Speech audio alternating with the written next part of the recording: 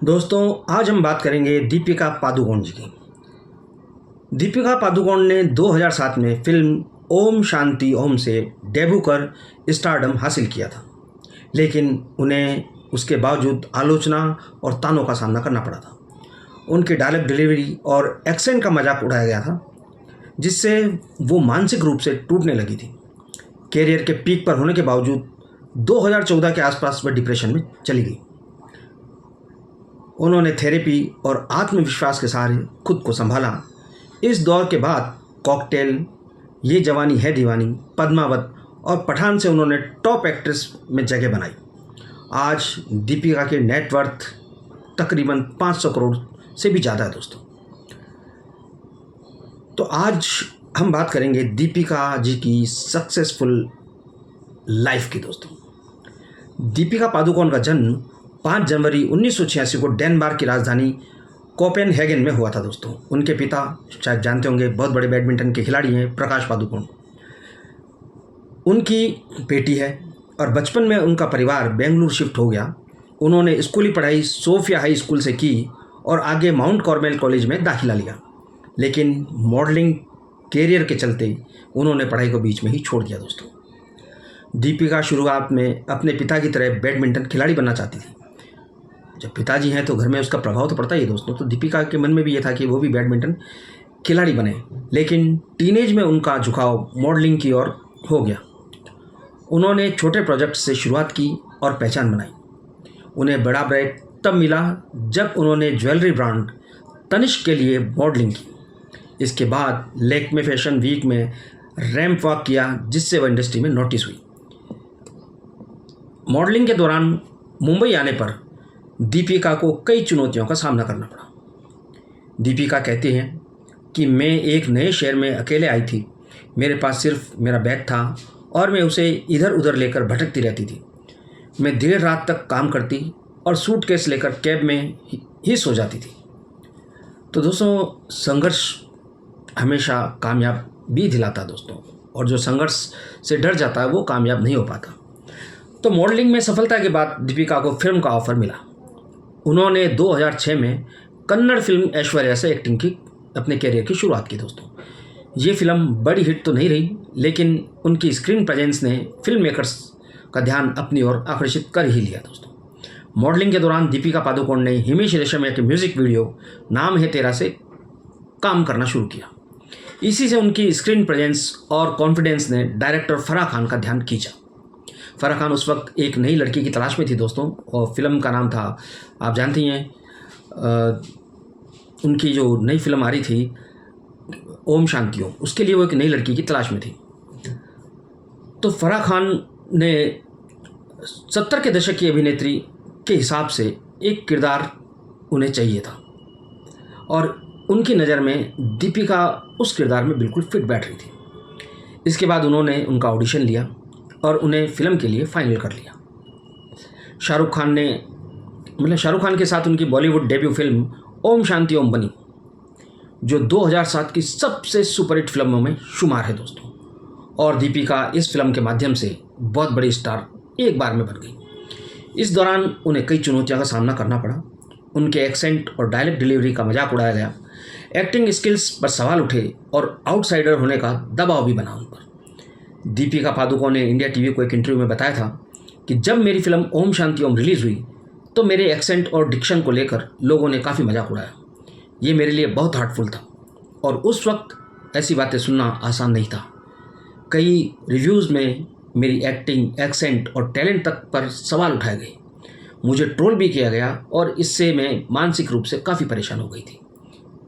दीपिका बताती हैं कि उस समय मुझे लगा था कि लोग मेरी परफॉर्मेंस से खुश नहीं हैं, या मुझे राइट ऑफ कर दिया गया था।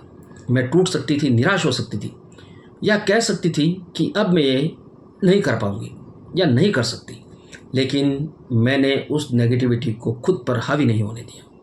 ये दीपिका पादुकोण की सबसे अच्छी सोच थी कि उन्होंने वो इतने सारे उन पर इल्ज़ाम लगे, जो कुछ भी कंट्रोवर्सी हुई, उन्होंने उसे इग्नोर कर दिया और कंसंट्रेट किया अपने काम पर दोस्तों। एक खराब रिव्यू ने उन्हें काम करने के लिए प्रेरित किया, दोस्तों कुछ लोग इससे टूट जाते हैं, तो कुछ लोग इसको अपनी ज़िंदगी का एक मकसद बना लेते हैं कि नहीं मुझे कुछ करना है। तो यही दीपिका जी ने किया। उन्होंने ख़राब रिव्यूज़ से खुद को प्रेरित किया। वो कहते हैं कि मैं मानती हूँ कि नेगेटिविटी भी अच्छी हो सकती है, ये इस पर निर्भर करता है कि आप उसे किस तरह से लेते हैं। और बिल्कुल सही सोचा उन्होंने। ओम शांति ओम के बाद दीपिका पादुकोण ने बचना ए हसीनो, Chandni Chowk to China, love आजकल, कार्तिक कालिंग कार्तिक, हाउसफुल, लफंगे परिंदे, ब्रेक के बाद खेले हम जी जान से, आरक्षण और देसी बॉय जैसी फिल्मों में काम किया। इनमें लव आजकल, हाउसफुल और बचना ए हसीनो हिट रही, बाकी फिल्में बॉक्स ऑफिस पर सफल नहीं रही दोस्तों, फ्लॉप कह सकते हैं, उन्हें सेमी फ्लॉप कह सकते हैं। 2012 में रिलीज फिल्म कॉकटेल को उनके कैरियर का बड़ा टर्निंग पॉइंट माना जाता है। इसमें उनके वेरोनिका डी कॉस्टा किरदार को सराहा गया था और उन्हें फिल्म फेयर सर्वश्रेष्ठ अभिनेत्री के लिए नामांकन भी मिला था दोस्तों। इसके बाद ये जवानी है दीवानी, चेन्नई एक्सप्रेस और गलियों की रासलीला रामलीला जैसी हिट फिल्में देकर उन्होंने खुद को टॉप एक्ट्रेस के रूप में बॉलीवुड में स्थापित कर लिया दोस्तों। कैरियर के पीक समय पर दीपिका पादुकोण 2014 के आसपास डिप्रेशन से जूझ रही थी। वो अंदर से बुरी तरह टूट चुकी थी। केबीसी में दीपिका ने बताया था कि मैं अपने कैरियर के पीक पर थी। मैं अपने कैरियर के पीक पर थी, सब कुछ बाहर से बिल्कुल परफेक्ट लग भी रहा था। तब एक सुबह मुझे अचानक बहुत अजीब सा महसूस हुआ। कुछ दिनों में मुझे समझ आया कि मैं डिप्रेशन में हूँ। मैंने किसी को नहीं बताया। मैं अकेली मुंबई में रहती थी और अंदर ही अंदर टूट रही थी। कई दिनों तक मैं रोती रहती थी। मुझे जीने का मन नहीं करता था और सब कुछ खाली लगने लगा था।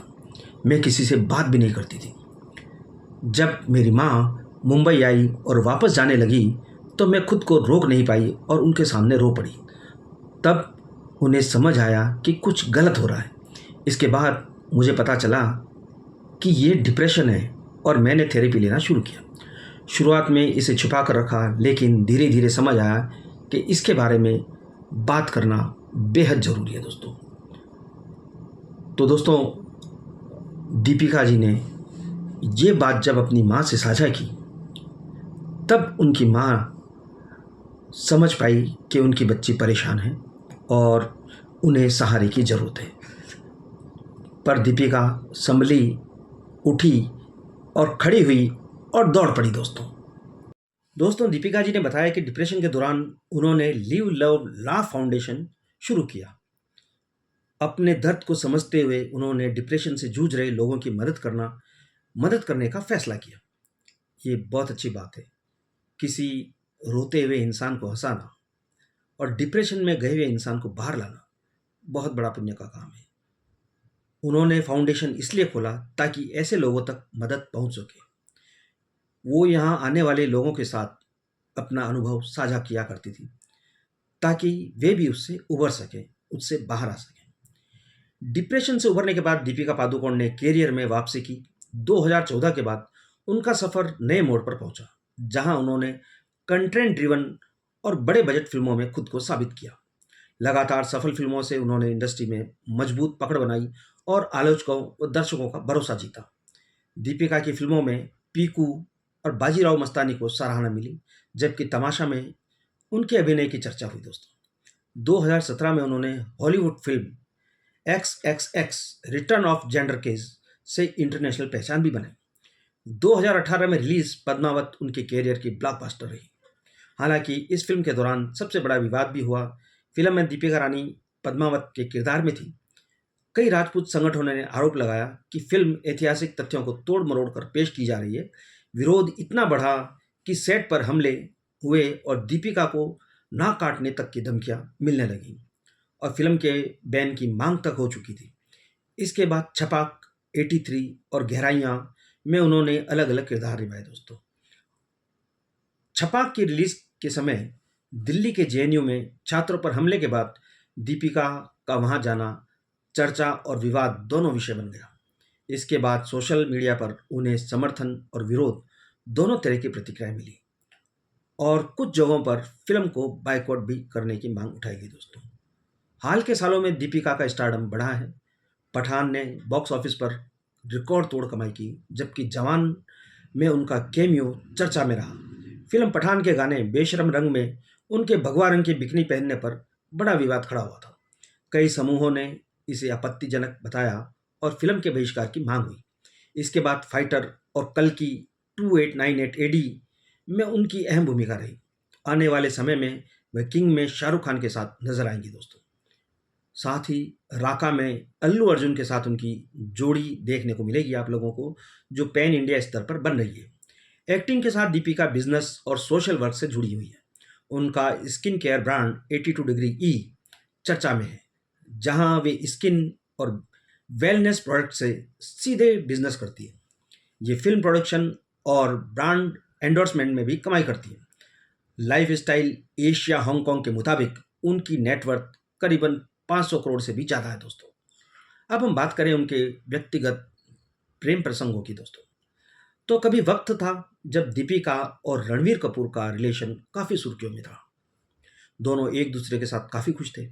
दीपिका तो रणवीर के लिए इतनी लॉयल हो गई थी कि उन्होंने रणवीर के नाम का टैटू भी बनवा लिया था।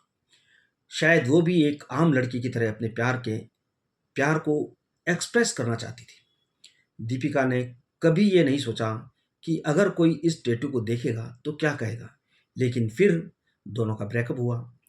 कभी कभी ऐसा होता है दोस्तों प्यार में कि दो लोग एक दूसरे के साथ स्ट्रॉन्ग बॉन्डिंग नहीं बना पाते, और यही हुआ दोनों के साथ में। दीपिका को इससे झटका तो लगा, लेकिन उन्होंने खुद को टूटने नहीं दिया दोस्तों। दीपिका ने खुद को संभाला और अपने करियर पर फोकस किया। आमतौर पर कोई और लड़की होती तो शायद अपने टैटू को रिमूव करवा देती या फिर इसे रीराइट करा देती, लेकिन दीपिका ने ऐसा नहीं किया दोस्तों, क्योंकि वो इसे अपनी गलती नहीं बताना चाहती थी।